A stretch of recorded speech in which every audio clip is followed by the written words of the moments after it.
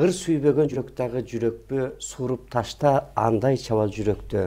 Ырды сүйгөн асыл жандар кайдалар, ыр сүйбөгөн жаман чөйрө жүдөттө. Арбаңыздар, урматтуу телекөрөрмандар, Чак Түш маданий көрсөтүүсү назарыңыздарда. Биз менен бирге болуңуздар. Бүгүн биздин студиябызга өзгөчө коноктор келип олтурат десек жаңылышпайбыз. Алды менен тааныштыра кетейин. Мен тараптан баштаганда педагогика илимдеринин доктору, профессор, Тоголок Молда атындагы сыйлыктын ээси, балдар жазуучусу, алипенин автору, далай ырлардын, аңгемелердин автору десек жаңылышпайбыз. Биздин агайыбыз Сулайман Ырсыбаев келип олтурат. Ошондой эле Алтай Республикасынан ардактуу коногубуз келип олтурат. Алтай Республикасынын композитору, кыргыз маданиятынын мыктысы Ирина Кензина. Жана барыңыздар таанып билген кыргыз маданиятынын мыктысы, дастанчы, ырчы кызыбыз Нурзат Айдаралиева келип олтурат. Алды менен урматтуу телекөрөрмандар, биз Наристенин келиши деген жакшы чыгарма бар экен. Сөзү Сулайман Ырсыбаев агабыздыкы, обону Ирина Кензинаныкы, аткаруучу Нурзат Айдаралиева. Ушул ырды баштап алып, анан сөзүбүздү улантабыз.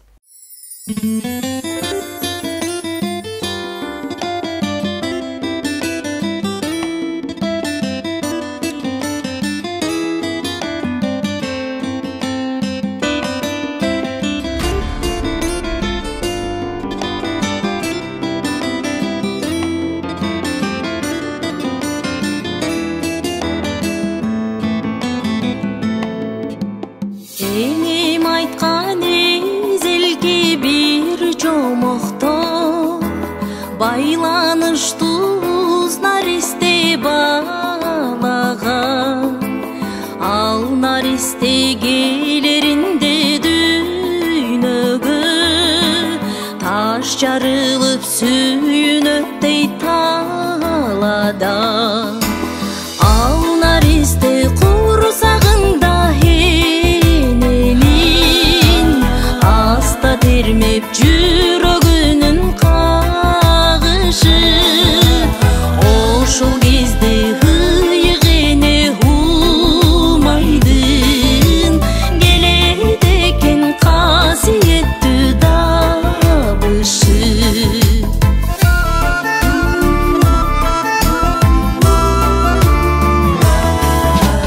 Кеткиси жок жатат балкып бакытта, уз наристе курсагында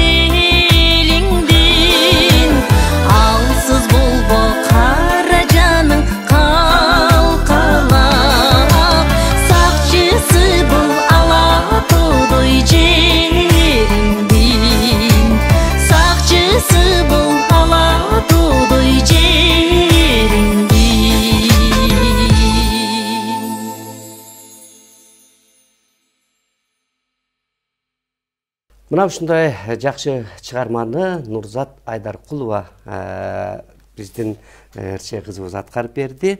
Ал эми Сулайман ага ушудан эле баштайлы. Мына Наристенин келиши деген чыгарма. Деги эле сиздер кандай ушул чыгармачылык боюнча иштешип калдыңыздар? Ушудан баштасак кепти. Эми чыгармачылыктын башталышы жөнүндө дагы сөз кылабыз го. Анан ушул ырдан баштагандан кийин ушул ырдын жаралышынан дагы кеп кылалы. Ана таанышып өттүк. Алтай Республикасынын эмгек сиңирген артисти, композитор Ирина Кензина оон жазып, мен сөз жазып, анан Нурзат Айдаркулова ырдап, мына ушул элге азыр таанылып калган клиптердин бири болуп калды. Ушул бул клип кантип жазылды, тартылып, бул ыр кантип жазылды. Көрсө Алтай эли менен Кыргыз эли түйүнөн түптүү бирге эл эмеспи? Манас атабызды эстесек, Манас атабыз Алтай жеринде туулган. Алтай деген өзү чоң цивилизация. Алтай цивилизация деген ушул түрк тилдүү элдердин бешиги деп коет. Мына ошол жерден анан ошол келгенде ушул адам баласынын дүйнөгө жаралышы деги эле Наристенин келиши Умайне жөнүндө сөз кылып отуруп анан ушул ыр жаралганда дегенкиси мына бул баланын түйүлдүк кезинен баштап баягы 9 ай болуп 9 күн болуп бала дүйнөгө жарык дүйнөгө келеринде бала айтат экен да ушул эненин жүрөгүнүн астындагы сонун жайлуу жер жакшы экен. Мен дүйнөгө барганда эмне кылам? Жок, ушул жактан кетпейм, ушу эненин жүрөгүнүн астында термелип жаткан жакшы экен дейт да. Анан ошондо Умайын айтат экен да, эй, сен эли жериңдин уул кызы болуп, элиңди коргоп, жериңди коргоп, бир азамат эр болосуңбу, же ушул жерде жата бересиңби? Тур деп анан баягы жамбашка чапканда анан ал бечара ыйлаган бойдон жарык дүйнөгө келет экен да. Ошол жана жамбашка көрүп калган ошол. Умайнын колун тагы деп. Мына ушундай сөздөрдү сүйлөп отуруп, анан мен Кыргызстанда жашап төрөлүп, жашап мына ушулга чейин келсем, бул Ирина Алтайда төрөлүп, Алтайда чоңоюп, анан Алтайдан билим алып, момунда Кыргызстанга келип, шу кыргыз жери менен кыргыз атуулдар менен сүйлөшүп отурганда идеябыз бир чыкты да. Бир чыкканда баягы бирибиздин оюбузду бирибиз толуктап, анан ушул Наристенин жаралышы жөнүндөгү идея ушундан келип чыккан да, ырдын. Анан ошону жакшынакай алып аз эле 2 күндө оон жазып, аны жанагы азыркыдай шөкөттөп, анан клип тартып, анан Нурзат ырдап чыкты да. Демек ушул биздин байланышкан ишибиздин бир перзенти десек болот да. Анан эми Ирина өзү Кыргызстанга келгенин айтып берсе, кандай кантип келип, кандай байланышып, Нурзат менен ушул мынакей баягы бизде айтып коюшат, эски малдын көзүндөй болгон жарык деп, каякта жүргөнсүң илгери эле көргөндөй болуп деп. Карасаңыз бизге окшош, өзүбүздөй эле, бирок аты гана Ирина болуп турат, калганы заты кыргыз эле болуп турат да. Анан өзүңүз айтып берсеңиз, кайсы жылы келдиңиз, качандан баштап ушу чыгармачылык менен иштеше баштадыңыз? Эми бул мен Кыргызстанга Алтайдан келгеним эң биринчи 2003 жылы болду. 2003 жылда мен андай ойгонуу ненен болгон десе, мына оза мен академияда окугам. Академиянын уже калганчы жылында окуп жатып, анан тың оруп калдым да. Анан бул көмөкөй ырым чыгып, ол калганчы жылда окуумду бүтүрүп жатып, анан июль айында кайым чыгып, анан кыйналып, эми биздин академияда, биздин öğrenген тарыхта мындай да, биз Алтай эл каяктан келген, кайдан калган дегендей, эми бул кыргыз каганат деген жөнүнөн билбейт да. биздин эми бул мектепте окуганыбыз бүткүлөнчө эле Россиялык түйкүлүк. Onu жакшы билесиз да. А бирок Алтай деген Алтайды элди каякта да мындай историяны нетсең жокчу, чанта тарыгы жок алган. Анан Алтай мен өзүм мындай Телеңит деп да, Алтай Телеңит мен өзүм улаган, улуган Агош Агаш деген аймакта 2 эл калган Телеңит деп. Анан мен академияда окуганда барып тарыхты мындай не болуп калды да, бизде эми өзүңнүң мындай несин түйкүлүгүн дегенди реферат дегендейчи. Анан мен барып архивда мындай окусам китептерде мындай чын эле Алтай каалык деген кайдан келген, башы кайда учу жок да. Кыргыз каганат бар. Анан десе муну издеп мен жаман ойланып калбадым. Мен чын эле бул менин каалыгым каяктан келди деп. Эми кыргыз каганаттан анда мен биринчи окуп мындай таң калганым, Телес көлүнөн ак кыргыз эли көчүп, көчмөн эл болуп, неге Ысы көлгө келди депчи. Мен ону окуп анан аябай таң калып, эми тогда бизде ошондой болгондо биз кыргыз элинен калган эл турбайбызбы? Эмне үчүн биз 48 жылында биз Алтайлык депчи. Эми кичинекей кыргыз каганаттан калгандай кичинекей айтса 5 сабарды дегенде калган жеринин дезе аты Алтай болуп калды депчи. Эми биз тарыхта 48 жылда биз Алтайцы деп ада койганда. Анан бияка келип чын ала бу эми бу мындай вариант болду да. Россияда аябай көп түр калык жашайт. Мен биринчи Бурятияга баргам, ананча эми боюм жолун издеп Тувага. Анан мындай ойланып жүрүп жайында июль айында бияка келип калдым Кыргызстангачы.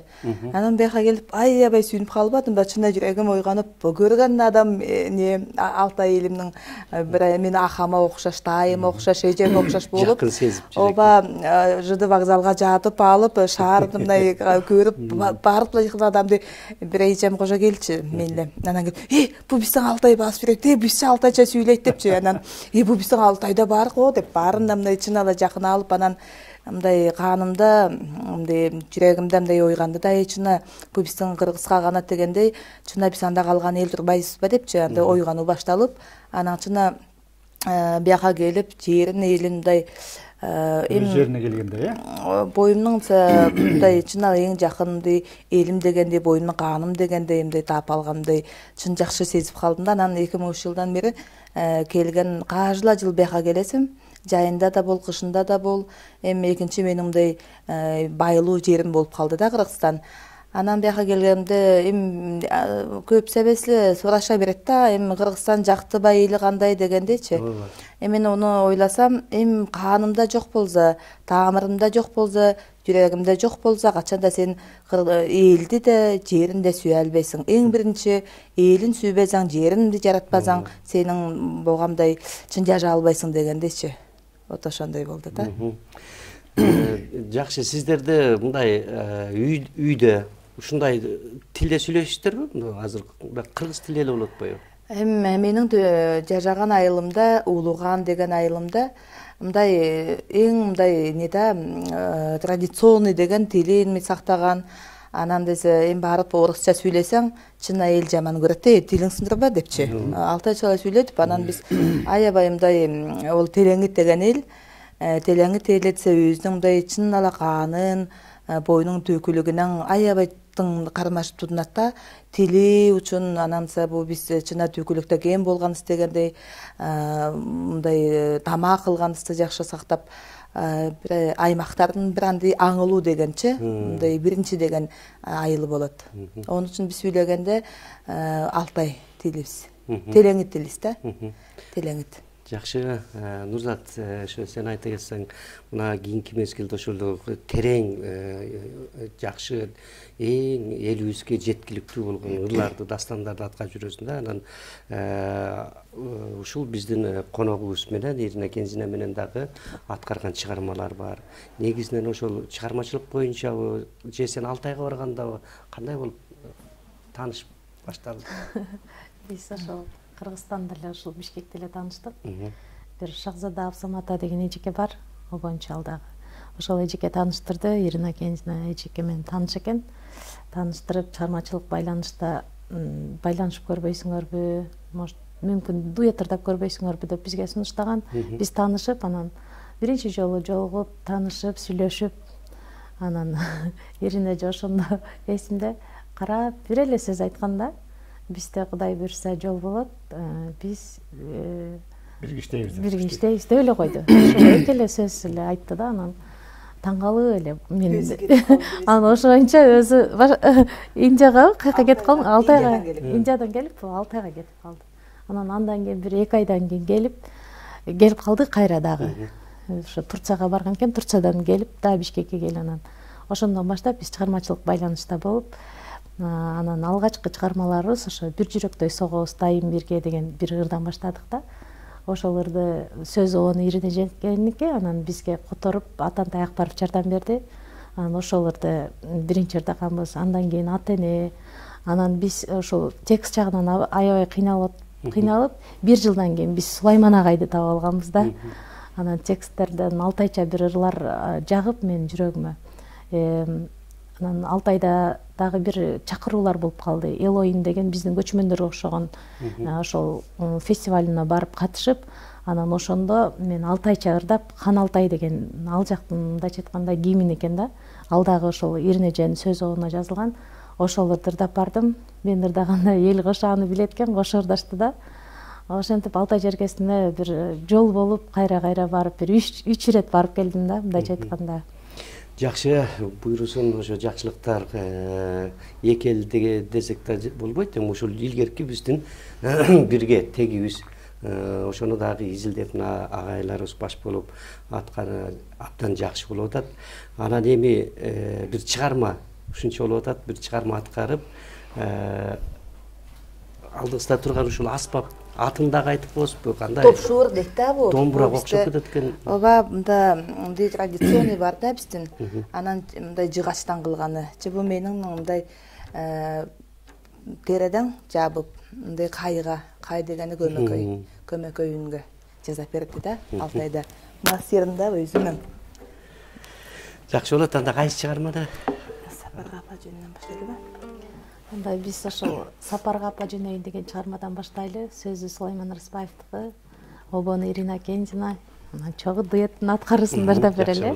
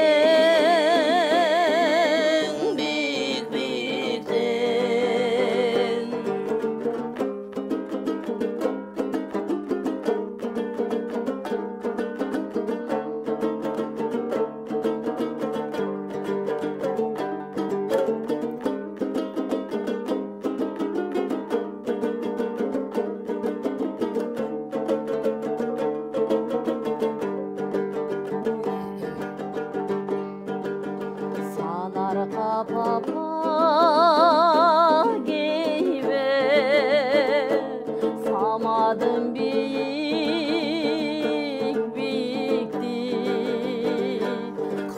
атын сезбей өмүрдүн кыялым чындап күйүктү апа кет орам ашыгып алдыңда турам чачылып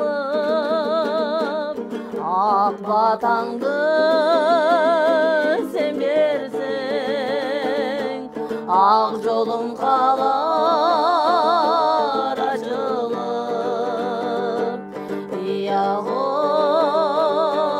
ияго ияго ияго ияго ияго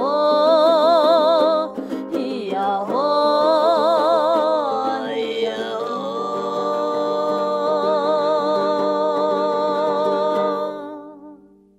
Ey barakelde, мындай караганда бир салуу жүрөктү эскенде бир байыркы бир доорду айланып келгендей сезилип атат да мага. Анан агай бул ушул негизинен эми Алтай кыргыз эли байыркы эл да. А сиз жазып атканда кандай бул элес деген? Бул мындай да, могул комуз менен кыргыз комузу менен Алтай топшурунун бирдей бир огонду, бирдей кайрыктарды, бирдей бир тондо, бирдей үндө анан экөөнүн бири баягы салттуу кыргыз ыры, бири көмөкөй менен кайлап ырдаган ыры баардыгы жуурулушуп өзүң айткандай бир керемет нерсени берип атат да, уккан адамдын баягы кулактан алып бойдолгон дегендей бүт баардыгын бир керемет бир нерсеге сезимге алып келип атат да. Бул кийинки ырлардан ошо Нурзат айтып калды, ушул мен дагы алыска сапарга чыгып атам. Анан ал сөз буга Иринага дагы, Иринанын дагы апасы айылда алыста өзүн улаган деген, улуу каган деген сөз экен. Ошол айылында мисалы. Анан ушул апа жөнүндө, ата эне жөнүндө бир керек дегенден мен бир мурда жазган баягы ырлардан бар эле. Анан бүгүнкү ушул экөөнүн жан дүйнөсүнө, экөөнүн мындай алдындагы максаттарына ылайыктап анан кайра иштеп чыгып, анан сапарга апа жөнөйүн деп анан ушул ыр даярдап берген. Бул ырды уккан адамдардын баары айтып атат да, ушул керемет бир нерсени элестин баарын берет экен. Себеби ушул жанагы биздин байыркы тарыхый эс тутум бизди ошол нерсени ойготуп атат да. Болбосо башка бир элдер көмөкөй менен ырдаса чыдабай, айрым адамдар чыдабай кеттим, угуп атып чыдабай кеттим деп айтат да. Себеби ошондой нерсени берип атат да. Ошон үчүн ушулар ушундай бир керемет нерсе катары көрүнүшү мүмкүн да. Жакшы, сиздин атыңыз негизи эле коюлган атыңыз ушуну Иринабы же башка өз тилде дагы мындай коюлганбы? Эми бияка келгенде эле чын эле таң калышып, эми Алтай болгондо Алтай атың жок па, эмне үчүн Ирина деше берет да. Анан мен айтасым да, эми тамашалап, эми сизде де Султан Сулейман бар го депчи. Эми ошондой эле эми Мухаммед дегендечи. Эми ошондой эле эми бизде де эми Россиялык уже жакын жашаганда, ананча мындан илгирки жылдарда мындай болду да. Эми бала төрөлгөндө сельский советке атын коюп алайын деп апасы келет да. Апасы келгенде коюп алып десе, эми биринчи чоң эжем келип мени соолунай деп, мен неде биледе. 6 улдун 6 ахам бар, анан мен жалгыз кыз. 6 баладан кийин сиз жалгыз кыз. Ооба, анан 6 ахамдын мен төрөлгөндөн апам мени Соолунай деп чоң эжем келип атап коюптур да. Анан Соолунай деген бу 6 аханын 6 баланын кинен Соолун бала чыкты дегенде, кыз бала чыкты дегендечи. Анан барып сельский советке коюп алайын десе, анда орус аял отурат да. Орус аял отуруп анан атасы Исак болот мунунчу. Ирина Исаковна мындай жакшы деп угулат, как бы жакшы угулат, Соолунайга ошо я буду языкламать деп коет да. Анан апам же башка элдердин тилине келбей калган турбайбы, Соолунай десе. Өздөрүнө ооба, орустар анан мындай чынала эмди бүгүнүгү же жатса уну же элди жаман деп айтпайын. Но бирок мындай не бар да, биз ас эл болуп мындай кыстадып алган эл деп айтса чыналачы. Орус элине анан ас эл болуп кичинекей 75 миң болуп, бизде мындай каржылар жагынан бүгүнүгө жетип кыстап жатат да. Чын чындыгы бар. Анан бүгүн мындай же тарыхты көргөндө ачыгынча айтыш керек. Onun үчүн биз мен таң калам, же Соолунай болбой да калган болсам мындай паспорттачы. Бирок тезе өзүмдө мындай чына Ирина да бол, кем да бол, же өзүмдө мен чынала главный мындай өзүмдө көксүмдө дегенде көпүрөмдө мен Алтай эле деп жүрсөм болот да. Соолунай деген сулуу айбы же жаңырган айбы? Соолунай, новая луна. Жаңырган ай. Да, новая. Жаңырган ай деген. Да, жаңыдан бала келди. 6 жылдан кийин бир кыз келип жаңырды деген турбайбы? Жаңырды, биздин айыбыз келди дегендей экен. Да, анан бизден тем более биз айылда эмес, районда өзүндө жашадык. Анан мындай үй болду да, бизге специалисттер баарыла мектептерге мугалимдер орусча болду. Анан неге мындай бир советский үйүндө болду да, молодых специалистов отправлять такие крайне отдаленные деген райондарга деген аймактарга. Бизде андай менин адым үчүн Ирина болуп калдым да. Сизди мына ушул биздин атадан келаткан салтты жоготпо, ушул аспапты үйрөн, ушундай кылып ырда деп ким атаңызбы, энеңизби, же агалардан барбы? Жок, же мындай айтса, менин эми бу үй билемде ахаларым баары музыкальный, атам аябай музыкальный болчу, апам. Ананса биздин кааныста угут өзүстө дегенде кажысындала, ханында да. Анан же Алтай ахам баары ойнойт, но бирок мындай Алтай баян деген бизде модада болду, гармошка, балалайка, гитара дегенчи. Эми бүгүнкү күнгө ошондой болуп калгандан мен билбейм, байлы ол менин бу улуу бабаларым мага түшкөн деп ойлойм. Мен үчүн десе, жаңсы мен да мындай барып жаткан бу кай деген. Ананса биздин Алтайда аял киши кайлабай, той кай ол кокумай дешет да. Кокумай дегени сизде? Кокумай дегени же бир кокумайтып дейт да. Эми бу сен мындай чыңырбачы жаманга деп айтат да. Кырба. Ооба, да, ананса мындай ырдаганымда басалы айтат да, не деп, аял кишиге кокумай дешип жарабас депкенде. Но бирок мен оюмда санансам, ол байла менин ол тарыхтан түшкөн улуу бабаларымдан келген мындай бир бизде менин ары жаннан дейт да, с той стороны депчи. Анды түшүп калгандан ананса мен көөгөндө ол жонунан баса көп ойладым. Эми бу түшүп калганымды жаялта дегенде бу чыгармачылыкты мен апарбасам пасагем апарат дегендечи. Мен өзүмө мындай алынып, чынала элимдин мындай генетический код дегендечи, эми улуу бабалардан калган мындай таштабай, чынала бу жаңы үйдө жаңымды жашып башка көрүмчүлтөзү. Но бирок мен бу жолду таштабай апарайын деп боюма талдап алдым да бу жолумдучу. Жакшы мынакей, ошол өзүбүздүн тегибизди, элибизди унутпай ушинтип өткөндөн калган нерседе баягы эскиден жаңы куралат деп атпайбы, ошол тарыхыбыз келген сайын, тапкан сайын өзүбүздүн өзөгүбүздү ошончолук кандай эл экенибиз кайра дагы жаңырып турат да. Анан Нурзат, ошол сен Алтай жерге алгач барганда кандай ал жактын кадимкидей эле кыргыздар менен аралашып жүргөндөй болдуңбу өзүң? Ооба, биринчи барганда эле бир башкача сезим болду. Мындай өзүмдүн ата бабаларымдын жерине келгендей сезим болду да. Анан ал жакта барсаң эле баягы жылуу мамиле. Мындайча айтканда мен азыр ойлонуп тамашалап бир нече күлүп калгам, баягы кызы энесин таштап кетип калып, анан кайра энесин издеп баргандай да.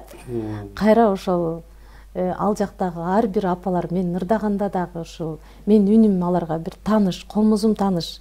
Ошол концерттерде ырдап атканда ошол көздөрүнө жаш алып, анан келип алар мындай кийин келип бизге ушунчалык бир жакын, ушунчалык жүрөгүм ойноду, жүрөгүм чечектеди деп коюшат экен. Ошентип жүрөктөрү ойгонгондорун, бир сезимдерин айтып келишатты да. Ошондон бир эл экенибизди бир тастыктайт да. Анан мен ушунчалык дагы бир Алтайдын биздин салт санааларыбыздын окшоштугу менен, баягы ырым-жырымдарыбыздын окшоштугу менен андай нерсе болбойт деп чоң энелерибиз ошентип көп нерсени болбойт деп эле коет го, ошондой нерселерди, анан тамак ашы, кыскасы бар жагынан окшоштугубузду байкадым да. Өңдөрүн көрүп, өзүмдүн жериме келгенин сездим аябай. Жакшы, анда дагы биздин телегөрөрмандарга бир чыгарма сунуштап ойлойбу. Алтай Алатоо деген чыгармабызды ырдап берели агайга. Алтай менен Алатоо. Сөз сиздики. Алтай менен Алатоо. Алтай Алатоо.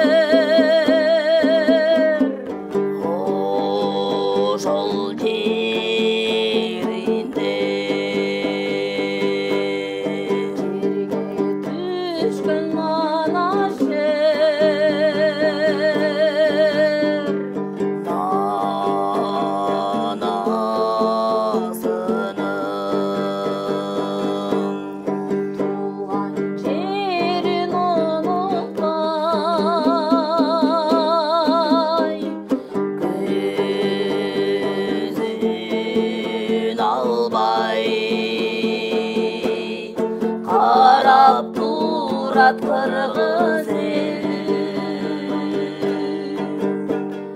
ısı kölün altın köldü sindi semi bolmoğana kimisi yıldızlardan surap günde gömülün ecesimdi gelet sırın bilgisi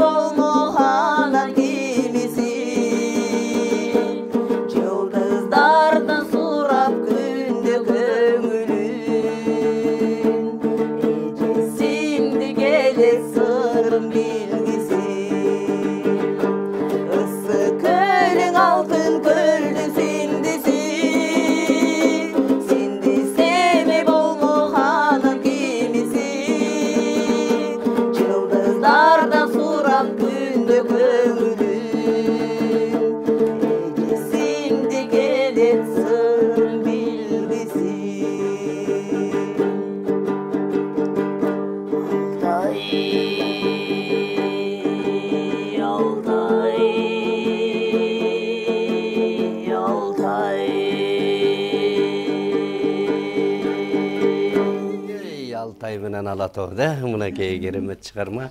Агай, сиз ошо Алтайга баргансызбы? Жок, барган жокмун. Эми буюрса мауылдарлар чакырып, балким Алтайга барып келербиз. Ошол карабайсызбы, ошол эми аяка барган жоксуз, бирок баргандай таасир калтырылган. Булар дагы ошол ошондой жанагы биздин байланыштан улам жазылды да. Экөө жанагы эжесиңди катары бир жагынан мынан Алтайдагы Алтын көл менен Ысык көлдүн эжесиңдидей болушу, Ала Тоо менен Алтай Саян тоолорунун баягы бири-бирин карап турат деп атпайбы? Манас ата түшкөн жер деген. Ошол Алтай кыргыз элинин байланышы жөнүндө ошону улантып аткан катары ушулар экөөнү арнап жазылган да. Эми ошол ырлар кайдан жаралды да? Мен ошол жөнүндө айткым келип атат. Нурзат экөө байланышып калгандан кийин Нурзат айтып кетпеди жанагы ырларды мындай котормошу керек болуп калды дегенде. Себеби Нурзат айтып өттү, эл уулдарына деген ару апакеме, кандай? Ыйыгын эме деген көптөгөн ырлары бар. Ошол ырларын Нурзат кыргызча аткарып, кыргыз элине тартуулайм, байланышты дагы уланталы деген ой менен анан мага жолугуп калат. Ошо баягы Facebook аркылуу байланыштык. Анан чакырып жолуктук. Жолуккандан кийин Ирина жөнүндө айтып берди. Эжем ушундай композитор деп, анан мен кызыктым. Алтай элинен келсе, замат эле айттым, алып келүүгө деп. Анан үчөөбүз жолуктук. Ырларын уктум. Ырда перишти. Анан кийин ошондон мен ойлодум да, бир бул бекер келген жок. Бул байланыш бекер болуп аткан жер жок. Байыркы тарыхый акыл-эс, байыркы маданият, байыркы фольклор, ошонун баардыгы бизди бириктирип аткан экен. Анан эми муну ишке ашырыш керек. Муну Алтай менен Кыргыздын ортосуна эмес, бүтүн түрк эл жерине, түрк тилдүү элдерге жайыш керек, таратыш керек деген ой менен анан ошо бир айттым, бизге союз керек. Биз союз түзөлү. Мен макул ыр жазайын, текст жазайын, котормочу болайын, оонун жазсын, аткарсын, үчөөбүз бир биргелешкен иш аракет менен жакшы жумуш кылабыз деп максат кылдык. Анан ошондон баштап анан бир топ ырларды жараттык. А дегенде эл уулдарына деген, Алтай уулдарына беле ушундай бир жакшы ыр бар экен. Замат эле которуп, анан Санжарага чыктык. Абдан эл жакшы кабыл алды. Санжарадан берилип калганда мен ушу биздин байланыштан улам жаралган мыктыр деп угуп калам, сыймыктанып. Анан ошондон кийин анан маселе мындай болду да. Ирина өзү мындай Кыргызстанга келип, анан жанагындай көмөкөй менен ырдаганы ачылып кетти деп атпайбы? Ысык көлдү көргөндө дейт. Ысык көлдү таң азандан ушул Ысык көлдүн боюна барганда, ушул Ысык көлдүн керемети менин жан дүйнөмдөгү буга чейин баягы жашырып келдиби, уруксат берип айтпай келди, айтып атпайбы? Кыздар мынтип тамагы менен ырдабайт деп дегендей болуунан бирок менден ачылып кетти депчи. Анан ошол өзүнүн эстрада жанрында ырдайт экен. Негизинен ырлардын көбү эстрада жанрындагы экен. Ошол ырларды дагы кыргызча ырдаталы деп, анан сүйлөтөлү деп, анан адегенде жанагы ырлардан кийин ыйыгын эме деген ырын которуп, анан Сары сана деген бир философиялык, бир психологиялык мүнөздөгү чоң ырын, анан дагы ушундай ырларын кыргызчага которуп, Нурзат мыкты деңгээлде ырдады. Анан эми бир ырчы менен экинчи ырчынын үнү эки башка. Аны айттым, бул кыргызча варианты. Иринанын кыргызча сүйлөгөнү депчи. Ошол аларды буюрса мына көрөрмандар көрүп жүрөт, угуп жүрөт. Кыялдануу деген мыкты ыр чыкты, аны клип тартты. Кыялдануу деген мыкты деңгээлде чыккан музыка каналынан берип жүрөт. Дагындай эле ушулорду анан мен ушул ойлодум да. Эки элдин стилинен бир жаңы бир жакшы стиль чыгат. Эки элдин баягы көрдүк го кандай эки доор биригип аткан сыйт да. Анан ошондон улам жанагы байкасам мында көбүнчө патриоттук ырлар экен. Жана айткандай хан Алтайым, Алтай уулдарына дегендей элдин духун, жанагы Россиянын кучагындагы калган кичинекей Алтай республикасын жан дүйнөсүн сактап калайын. Ошону эне тилибизде сүйлөйлү. Элдик фольклорубузду унутпайлы дегендей идея менен жашаган жанагындай гимндердин автор катары мен сыйладым да. Анан кийин ырларын кыргызча которуп мен эркин тоо гезитинде да жарыяладым чыгармачылык изилдөө менен. Анан мындай байкасам лирикалык ырлар жок экен. Анан лирикалык ырлардан бир жазбайлыбы деп анан жаздыңыздарбы анан? Анан кыялдануу деген ыр текст жазып бердим. Сени эстетем деген бир текст жазып бердим. Анан ошол мыкты лирикалык ырлар болду. Мында кээ бир мыктылыгы эмнеде? Мыктылыгы мындай формага форма, мындай ритм, рифмалар, дауышы такыр башка да, мында кайрыктары башка. Кыргыздын жанагындай салттуу кайрыктарынан такыр башка. Музыканттар да өзүнчө талдап берсе болот. Анан ошол ырлар жаралып, эми ушуну кыргыз элине эмес, казак элине, өзбек элине, түрк элдерине, түрк тилине жайылталды. Ошону казакча, өзбекче, түркчө которуп, ушуну азыр даярдап аткан кезде. Мынакей сиз азыр айтып кеттиңиз го, ошол чындыгында патриоттук ырлар, анан лирикалык ырлар, бир кезде казактын ырчылары дагы Алтайдын ар жагынан келген аруу деп аябай ашкылык ырларды чыгарганда, анан сиздерди чыга баштаган экен да буйруса, ушундай жакшы. Ошондой ырларды жанрындагы кеңейтип, мазмунундагы кеңейтип, репертуарды көбөйтүп, анан Кыргызстан эле эмес, мындай жалпы түрк тилдүү элдердин фестивалдарына чыкса деген ойлор менен азыр ушундай пландар түзүп атабыз да. Жакшы болот. Анда дагы биздин телекөрөрмандар барган сайын кызыгып артып, дагы ырларынан таза кийин деп аткан болуш керек. Ошондуктан келгенде көбүрөөк ырдатып калалы.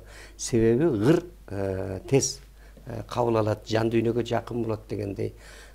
Нурзат, кайсы чыгарманы аткарып бересиз? Алтай чардап берели.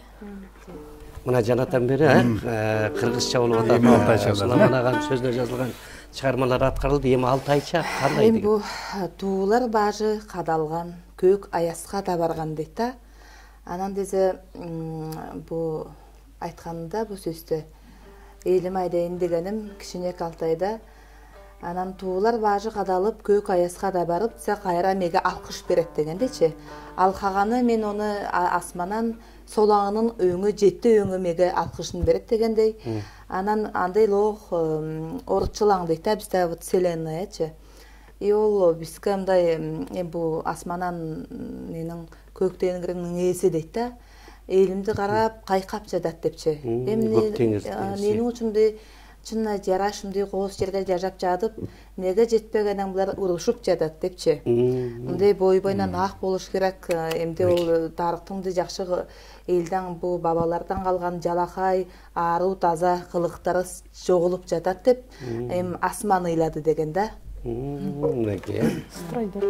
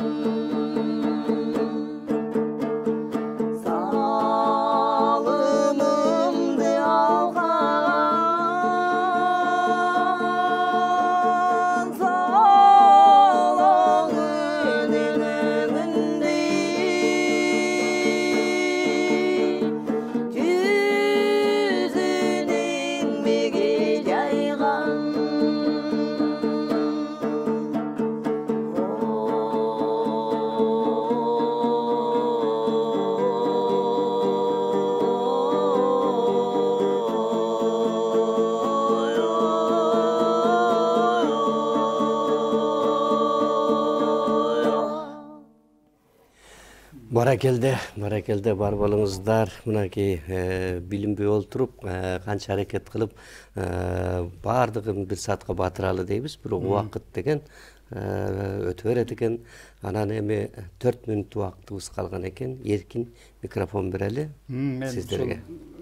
Этегинде айтып калайын бир ойлорду. Мына ушул Ирина менен Нурзаттын момдай мүмкүнчүлүгүн пайдаланыш керек деп атам да. Мүмкүнчүлүгү жекелей ушул кыргыз эмес, жалпы түрк тилдүү элдерге, андан сырткары элдерге жете турган мүмкүнчүлүгү бар экен да. Ошон үчүн жанагы эл кандай эле жанагы эле ошол мүмкүнчүлүктөрүн мындай пайдалануу максатында күн элинин урпактары деген бир текст жаздым. Күн эли ким бул? Бүтүндөй түрк тилдүү элдер. Тетиги Турция, азыркы Турциядан баштап тетияктагы Сахага чейин, түндүгү бардыгынан Азербайжандан барына чейин, ошонун бардыгын камтыган бир, ошолордун баарын бириктирген, ошолордун түбү бир экендигин, келечеги бир экендигин bir ырга чагылдыралы деген маанайда бир текст жазып берген. Ошону дагы буюрса келечекте ушундай бир нерсени жазайбыз го буюрса. Жакшы, Нурзат. Ыр менен эле жооп берип, бир жүрөктөй согобуз дайым бирге деген чыгармабызды да берип коелу. Жакшы болот анда, ушул ыр менен жыйынтыктайлы.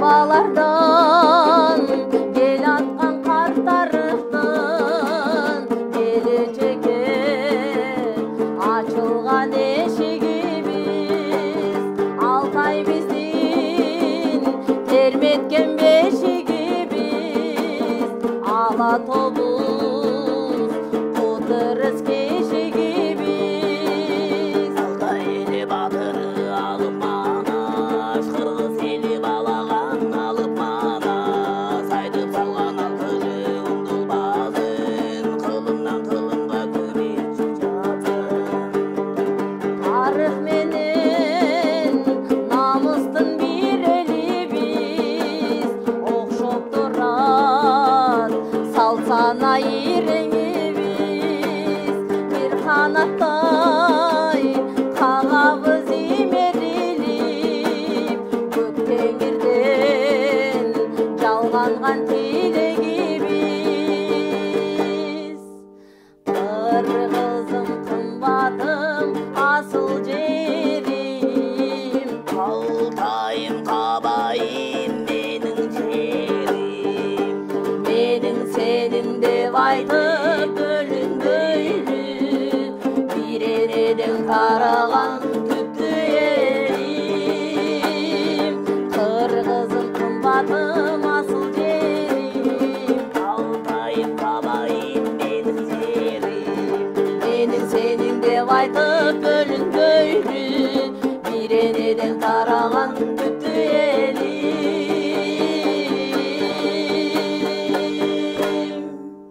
Баракелде бар болуңуз. Мен эми ушул жыйынтыктардын алдында ушул Алтайдан келген Ирнайымдын бир ак тилеги менен калообусу менен бүтүрөйүн деп атабыздар. Жебу байлай биздин бул үчүн ала Сулейман агайга база чоң рахмат, сизге да чоң рахмат. Мындай Нурзатка база мит чакырганыңызга анан мындай биздин мындай таанышуу бүгүнү үчүн не деп айдайын. Кыргыз эли ынтымакта, жакшы байлыкта жатсын. Тарыхтын мындай таазыл тамыры качан да өчпөсүн. Улалып байла биздин да бул апарып жаткан жумушубуз чыгармачылык жолунда эки элге мындай чында учугу үзүлбөй улалтсын деп күнзөп жадым. Элине, жерине онча жакшысызла болсун. Асманан качанда болса айлуу күнүң са нур жаратыпса, байлыктарын са алкыжын берип жатсын. качан да өчпөсүн дегендей. Рахмат, айтканыңыз келсин.